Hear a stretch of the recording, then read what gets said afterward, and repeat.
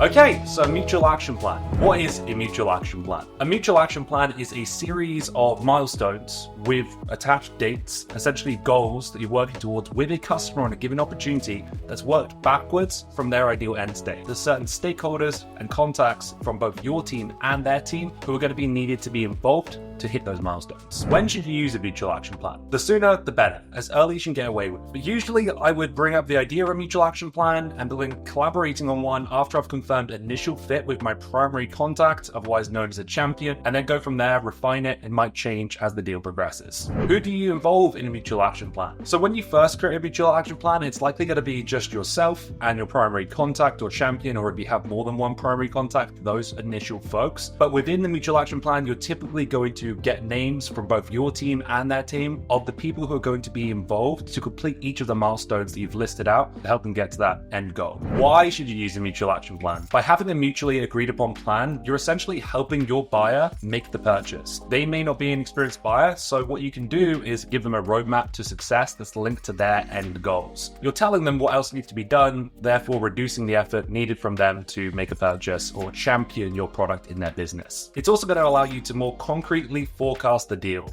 because you've agreed on certain dates when certain steps are going to be completed, and one of those steps is going to be when the deal closes. So you'll be able to more accurately say, yes, this is the date, but it's also an opportunity to de-risk the deal, because if your date changes, ideally, you and your contact can collaborate on that and make sure that's changed, so you can spot potential delays sooner. It's a really organic way to test your buyer, your primary contact, your champion's commitment and political weight within their company, and ultimately see how keen they are to go about evaluating and continue the evaluation of your product. If they're not willing to agree to a mutual action plan, that's one of those orange red flags that says maybe you haven't got the champion, or they don't have the political power internally, the authority to make moves happen, and therefore it's a way for you to return to the drawing board or come up with a creative plan to involve the right people in the deal. Finally, most mutual action plans, the steps required to complete a purchase are going to involve more than one person, so it's a way to organically multi-thread the deal out of necessity, because you can say, hey, we need to get this thing done. Typically these people are involved,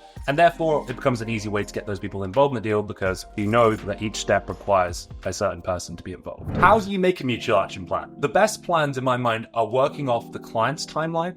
So early in discovery, if you can uncover a critical event or a timeline for when they're looking to purchase and understand that timeline, you can make that final outcome the final step in the mutual action plan. Because you've sold to lots of companies in the past, you know what the typical evaluation steps and steps that need to be completed are to complete a purchase with a company like that. So you can work backwards off that final outcome for them.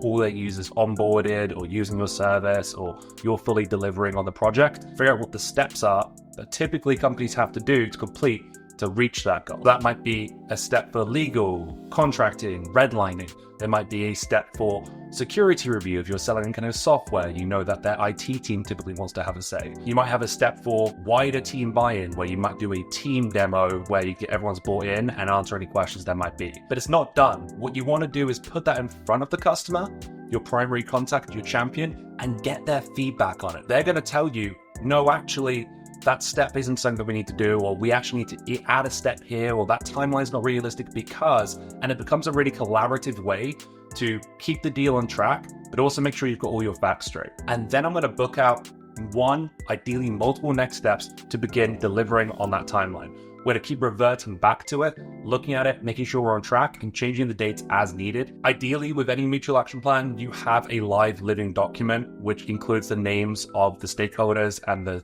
progress, what steps are completed, what dates and next steps you have booked out to complete those steps. One way to do that is a Google Sheet. Even better way is to use a deal room, like Aligned.